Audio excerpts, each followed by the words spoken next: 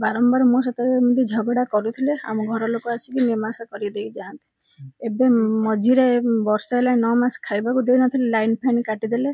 सेठी नहीं गेट मारदेले सेठी सुकहाट पाखे गोटे घर सेठी नहीं रखिदे लाइन कटिले खाइबा देले एटू आज पुणी मासे है खाइते दौना मो माँ झील ये रहीचे एटू देकी समस्ते पड़े देखिए एबे आज काउंसलिंग करने थाना वाला डाकी एटा स्वामी प्लान करते कि थाना वाला आस मुझे घर बाहर नहीं मत बाहर करने चेष्टा कर थाना वाला डाकिले बोली जाइए थाना आसिक ये रही चाहिए से ताला फिट मोर 2 झी मो भाई उपर अच्छा मो छुआ मान नापी आसला ये आसी गेट ताला पकई मत फिटौना से भितर पशुंट केमती मुझे जाने आम थाना आज कथा होलु